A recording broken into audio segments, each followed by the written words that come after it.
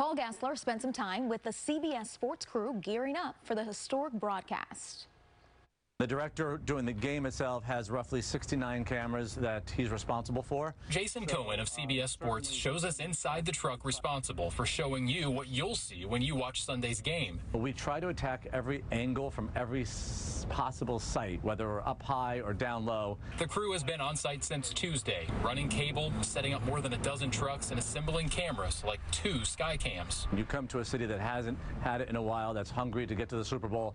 Absolutely, there's an extra layer of enthusiasm and an excitement. For an idea of just how many people may have their eyes on Baltimore Sunday, look no further than last week. More than 50 million viewers tuned into the CBS game between the Chiefs and the Bills, the most watched divisional game in NFL history. And this week's stakes are even higher. Of course, there's extra pressure on a game that is this big and watched by this many people. But the good news is that it's not like you're just starting from the ground and waking up with an AFC Championship game, right? It's the same CBS crew who has been together all season, only with more bells and whistles like these 4K pylon cameras. Now what we need is a Lamar Jackson touchdown right in the middle of the field, zoom in nice and tight, and we'll showcase it on CBS. Is that a CBS guarantee, a Lamar Jackson touchdown? We just want good football. I'm not making any guarantees on any players or any teams. So no guarantees on Lamar Jackson touchdowns, but the crew is fully aware of the buzz surrounding a certain pop star rooting for the other team.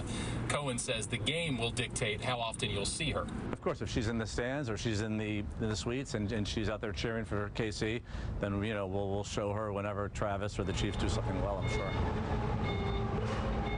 The crew has rehearsals Saturday for Sunday's historic game.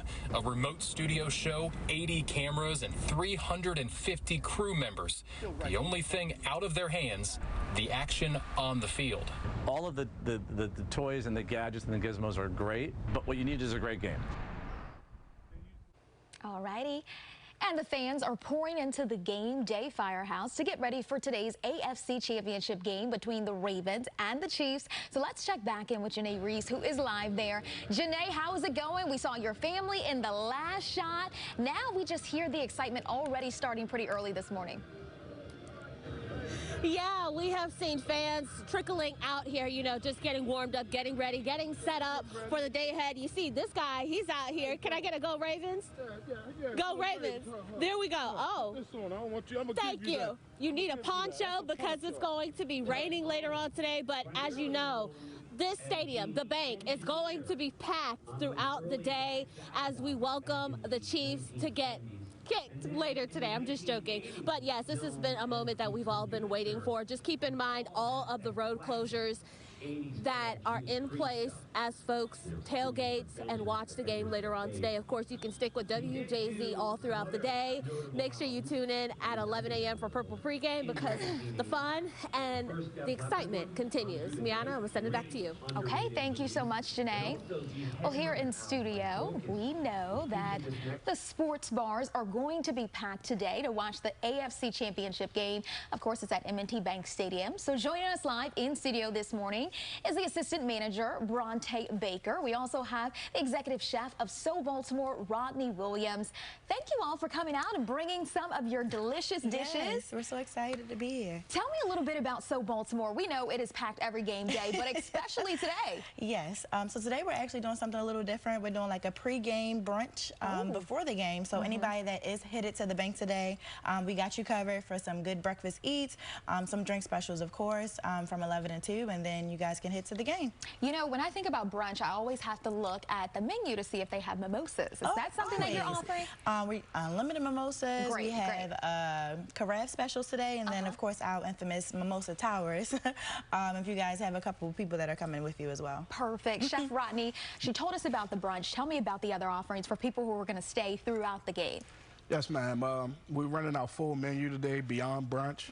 And on that menu, we got a wide list of things from chicken to what we have, some of the things in front of you. Let's dig in to what you have here. We have a cheesesteak quesadilla, which is pretty much everything you would want in a Philly cheesesteak grilled in our flour tortilla. We have a couple staples. We got the Freddie Gray burger. That's been a big seller for us since we opened. Now, the Freddie Gray burger, you know you can't see a menu and not look at that and say, what is this? So Right. tell me about what exactly is on this burger. We know Freddie Gray and his importance and impact here in Baltimore. Exactly. This is our spice seasoned turkey burger, pepper jack cheese, crispy onions on our pretzel bun with our signature sauce that we call our Freddie Gray sauce. Yeah. Like I said, since we opened, it's been a top seller of ours, and we keep pushing forward with it.